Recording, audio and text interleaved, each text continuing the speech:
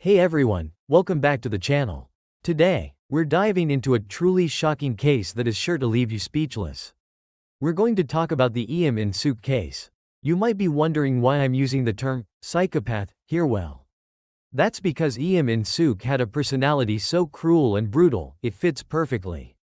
So, let's take a deep dive into this chilling story. Who is Eom In-Sook? Eom In-Sook stood about 170 centimeters tall and was often praised for her beauty back in the early 2000s. She had a friendly, approachable personality and was known for her flawless skin. At the time, she worked as an insurance agent, starting her career right after graduating high school in 1997. However, in 1997, she ran away from home and began living with a man. They officially registered their marriage on April 17, 1998. A tragic start with her husband. Her husband worked at a moving company and wasn't financially well off. Despite this, Eom In-Sook had a tendency towards a lavish lifestyle. They had a daughter, and on February 17, 2000, their 2-year-old daughter tragically died after falling from a desk. After her daughter's death, Eom In-Sook began to suffer from depression. And this marks the beginning of her descent into criminality. Her daughter's death and depression. Did the death of her daughter lead directly to her crimes? Some people suspected that she might have killed her daughter. However, it's unclear whether her daughter's death was the actual trigger for her criminal behavior. What we do know is that after this tragedy, she started taking depression medication, and it's believed that her criminal patterns started to take shape at this time. The first attack her husband on April 1, 2000, Eom In-Sook drugged her husband with depression medication. He fell into a daze and was pushed by her, resulting in a concussion. This seems to be the moment when she first tried to claim insurance money and began her criminal activities. She drugged him again and pushed him once more, causing a second concussion. In May, she successfully collected her first insurance payout, marking the conclusion of her first crime. Her increasingly vicious crimes, but that was only the beginning. Eom In-Sook's crimes grew more sinister. She drugged her husband again, heated up oil, and poured it over his face, causing severe burns and eventually blinding him. Her thirst for insurance money continued to escalate, with her cruelty growing more calculated. The tragic end of her husband Eom In-Sook didn't stop there.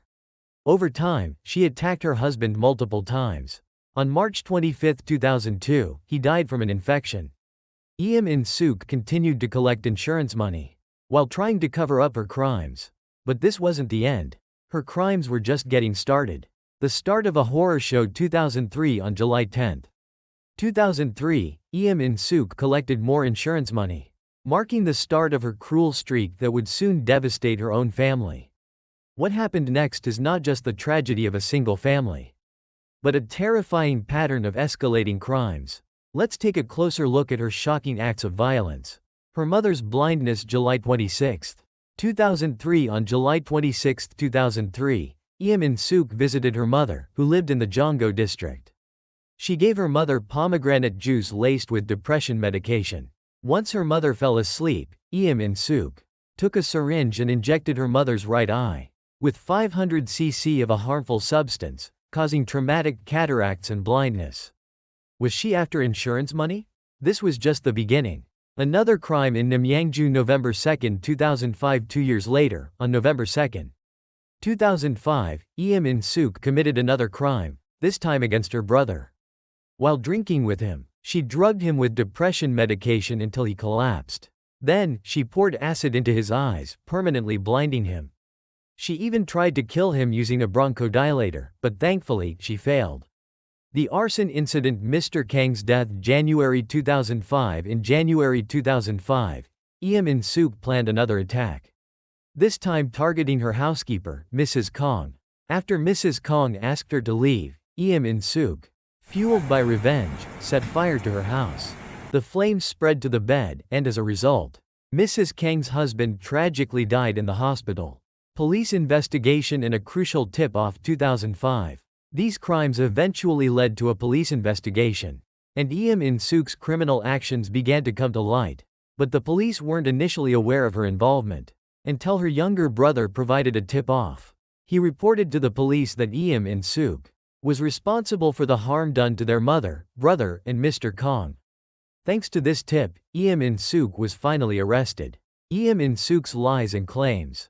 After her arrest, Eom In-Sook claimed she had been addicted to drugs, suggesting that it was the drugs that drove her to commit the crimes. However, drug tests showed she wasn't addicted to anything. Her claims were merely an excuse to avoid taking responsibility for her actions. Her final defense and the deeper motive: Eom In-Sook never fully admitted to her crimes, continuing to justify her actions. But were her crimes driven purely by money?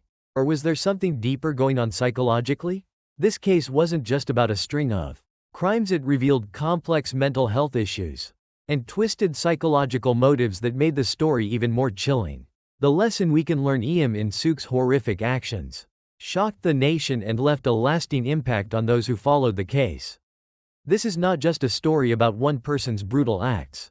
It serves as a warning about the dangers of losing control over one's emotions and how easily we can harm those closest to us. It's crucial to learn how to manage our emotions and recognize the importance of preventing such tragedies in our own communities. That's all for today's video. Stay safe and take care of each other.